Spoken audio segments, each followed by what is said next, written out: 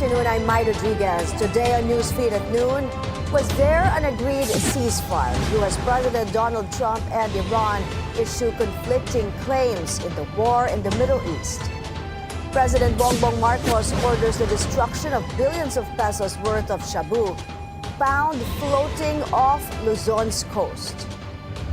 Just a scrap of paper, Vice President Sara Duterte formally asked the Senate impeachment court to dismiss the complaint against her. And we'll give you a glimpse of the fun as the city of San Juan holds its annual Wattah Wattah Festival.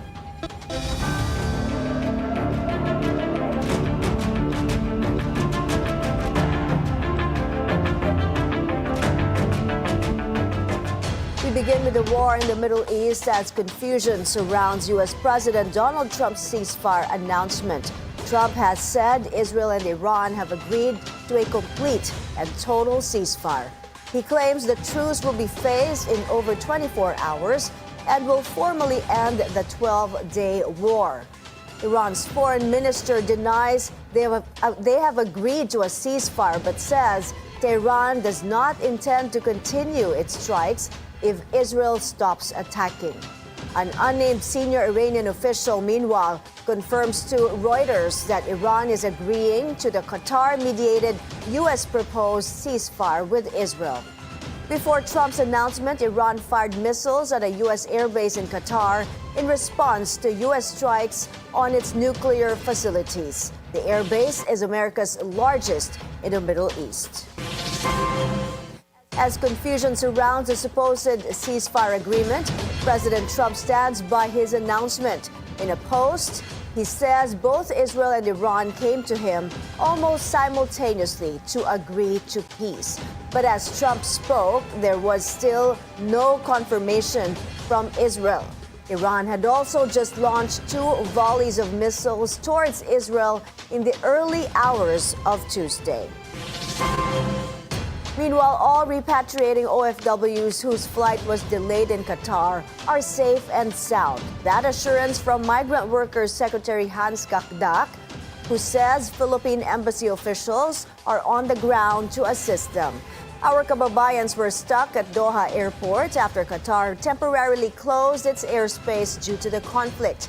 With the airspace now reopened, new flight arrangements are underway. The Philippine government has received more than 200 requests for repatriation amid the war in the Middle East. In a video statement, President Bongbong Marcos says they are moving quickly to bring these Filipinos home. He also ensures aid for both repatriates and those who choose to stay in Israel and Iran. Upon arrival in the Philippines, they will receive immediate support from the government, including 150,000 pesos in immediate assistance, some accommodation, transport, and livelihood support with training vouchers to help them recover and to start again. And for those who choose to stay home for good, we will be there to help with skills training, job matching, startup capital, and support to begin a small business or find new opportunities. I urge our fellow Filipinos to coordinate with our embassies in Tel Aviv and in Tehran. Please follow their guidance, inform them of your situation, and do not hesitate to ask for assistance. In other news here at home, President Bongbong Marcos leads an inspection of billions of pesos worth of shabu recovered from waters off Luzon. Let's get the details from Ivy Reyes, who joins us now from the PIDEA headquarters in Quezon City. Ivy, what are the President's orders? All right, we'll get back to Ivy Reyes there from the PIDEA headquarters for this report. Meanwhile, Vice President Sara Duterte formally asked the Senate impeachment court to dismiss the complaint filed against her. She insists the case is void from the start. Hanati has more. It's nothing more than a scrap of paper. That's how Vice President Sara Duterte described the impeachment complaint against her in her official answer to the summons of the Senate impeachment court. Less than 2 hours before the deadline, a messenger from Fortuna, Vasa and Salazar law firm submitted 6 copies of her camp's answer ad cautelam. Impeachment Court Presiding Officer Cheese Escudero has yet to see the document. VP Sara's 16-man defense panel earlier filed an entry of appearance at Kautelam. They're filing it with precaution. Yun naman ang Latin equivalent of the ad cautelam, meaning they're filing the pleading with caution. In their minds, they like to reserve some arguments, no? But in compliance with the order of the court, nag-file sila ng answer, but they're expressing that they're doing so with precaution. The VP's lawyers say the complaint must be dismissed because it's void from the beginning. They cite the one-year bar rule, which prohibits filing of multiple impeachment complaints against an official. 3 complaints were filed in December last year, but it was the 4th, filed in February, that gained 215 signatures and was sent to the Senate. VP Sara's lawyers add that the complaint lacks ultimate facts or clear grounds for removal. Duterte is facing 7 articles of impeachment, including graft and corruption, culpable violation of the Constitution, and other high crimes. Her camp also argues there's no case to answer. The Senate has not yet acquired jurisdiction.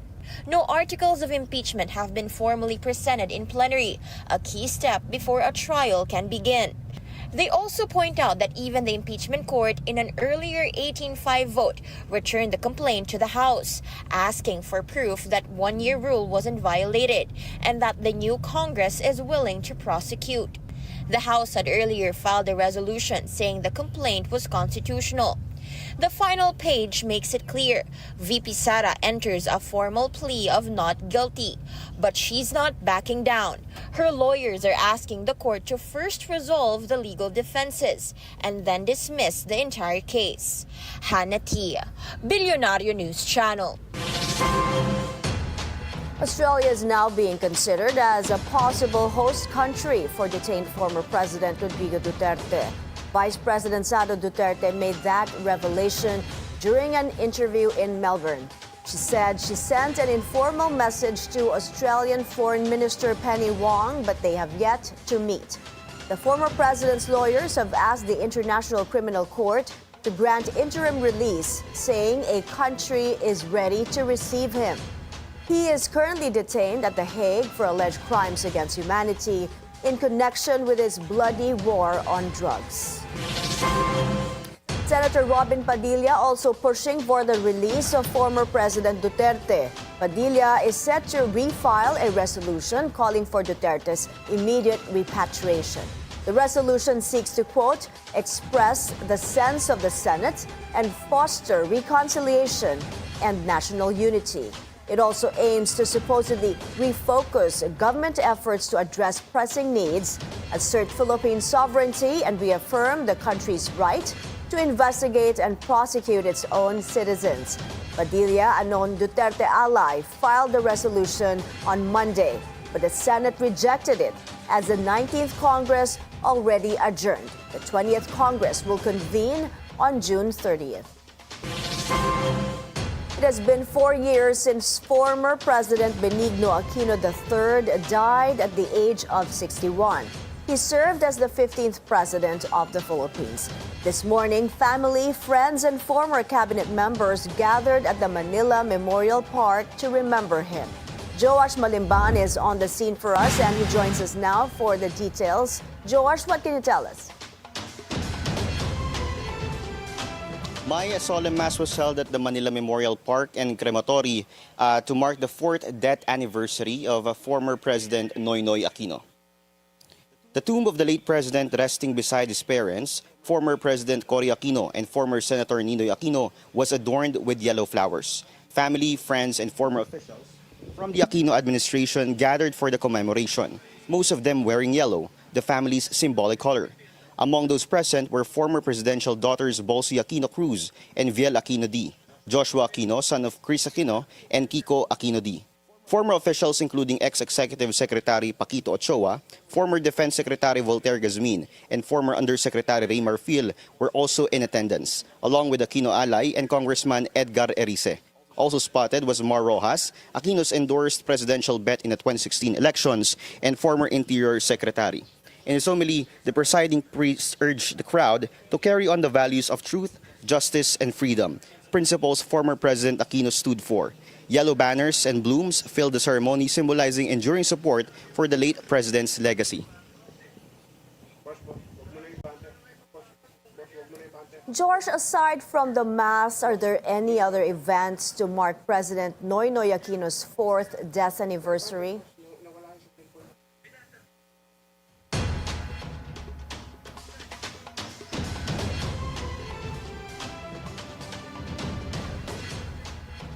All right, we'll get back to George Malimban reporting live for us at the Manila Memorial Park.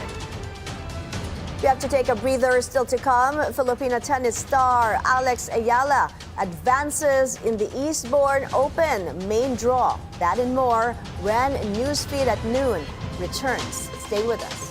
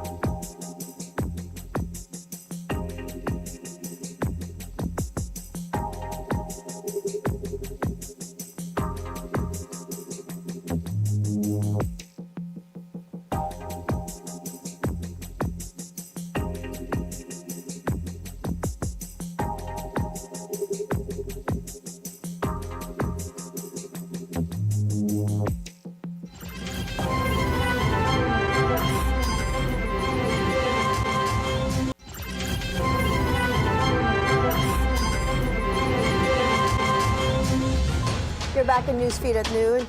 As we've reported earlier, President Marcos leads an inspection of billions of pesos worth of shabu recovered from the waters off Luzon. Ivy Reyes joins us now from the PIDEA headquarters. Ivy, what are the President's orders? Mai President Bongbong Marcos ordered the destruction of 8.87 billion worth of shabu found floating off the coast of Luzon. The over 1,300 kilograms of methamphetamine are up for thermal decomposition tomorrow in Capas, Tarlac. There were also expired medicines found in the plastic packs. The fact worth noting is the frequent cases of floating shabu in the North Coast, which the President himself said is the government's largest drug haul in the last 6 months, amounting to over 60 billion pesos. In a statement before the media, PBBM underscored that its anti-drug campaign is completely bloodless, unlike what was usually done before, where murder is supposedly the prompt for suspected drug users. According to the President, he wants a quote, peaceful drug war. This 8.8 billion case is a consolidated drug ops from June 3 to June 20.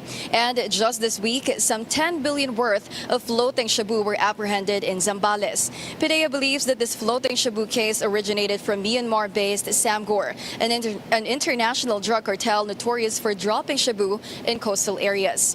The agency also said that this administration handles the drug crisis better than former President Rodrigo Duterte's. As PIDEA Chief Izagani Neres said, in FPRRD's drug war, there were more deaths than seized substances. As of now, that's the latest here from PIDEA. Mai.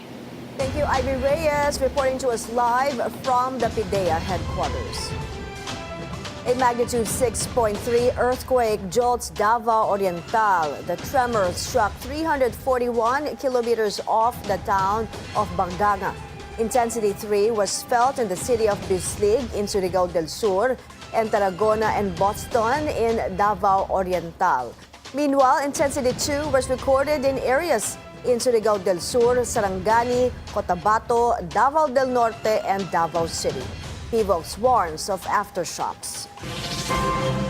On to some light news. It's a splash of tradition and celebration in the city of San Juan as locals and tourists alike take part in the annual Wattah Wattah Festival.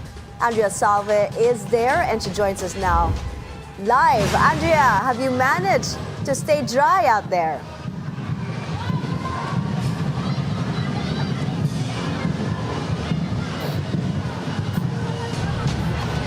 Mai, the spirit of St. John the Baptist is well and alive here in San Juan City as the fun and festivities continue for this year's feast celebration. Families and friends gathered together. Everyone is welcome along Pinaglabanan Road. This area, stretching from N. Domingo to P. Guevara Streets, has been designated as the official Basaan Zone, as stipulated in San Juan City Ordinance Number 14.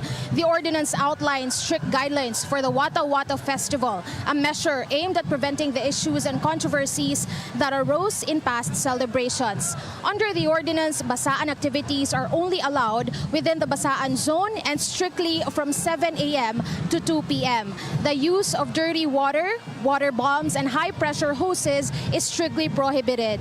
Festival goers are also warned not to climb into moving vehicles or engage in behavior that could endanger others. A citywide liquor ban is in effect until 2 p.m. Violators face penalties of up to 5,000 pesos in fines or up to 10 days of imprisonment. San Juan City Mayor Francis Zamora earlier emphasized that these measures are intended to uphold the true religious and cultural significance of the feast while ensuring the safety of all participants. My participants, mostly children and youth, are really making the most out of the time left of the Basaan. The local city government reminds attendees, most especially the younger ones, to stay mindful and responsible to prevent any incidents that could put others at risk. Mai. Andrea, what are the other measures to make sure that everything will be safe, everyone will be safe during the festivities at walang magagalit, di ba? Noong nakaraang mga taon, may maraming mga nagagalit dahil binabasa sila. May, ayun nga, hundreds of police officers have been deployed. 2 drones are currently monitoring the city from above, particularly yung mga zones outside the Basaan Zone. Installed CCTVs are also being utilized na yung feeds nila directly connected to the city's incident command post kung saan naka-standby naman ang mga force multipliers. Mai. Ayun, may CCTV naman at may mga Basaan zones. Maraming salamat, Andrea Salve, reporting live from San Juan. In sports, it's off to the round of 16 for Filipino tennis star Alex Ayala in the Eastbourne Open main draw in England. In just over an hour, the women's world number 74 crushed 59th ranked Lucia Bronzetti 6-love, 6-1. Ayala clinched her spot through qualifiers, toppling opponents from Turkey and the U.S. She now awaits a clash with either 49th ranked Sonay Kartal of Great Britain or 20th ranked Yelena Ostapenko of Latvia, whom she shocked in Miami 3 months ago. Zimbabwe's Olympic swimming champ Kirsty Coventry officially takes the helm of the International Olympic Committee. She was handed the golden key by Thomas Bach, who retired after a 12-year tenure. Coventry, who was elected in March to become the first woman and first African to lead the global sports body, pledged to strengthen and extend the reach of the Olympics. It's not just about a multi-sport event. It's a platform to inspire. It's a platform to change lives. And it's a platform to bring hope. These are not things taken lightly. And I'm looking forward to working with each and every one of you to make sure that we continue to inspire, continue to change lives, and in our divided world today, continue to be a beacon of hope. With her election, you have also sent a powerful message to the world. The IOC continues to evolve. As the first female and first African to hold this position, and indeed the youngest IOC president since Pierre de Coubertin, she reflects the truly global nature and the youthful, forward-looking spirit of our Olympic community. We're taking another breather. Up ahead, Maroon 5 set to release a new album. The details after the break.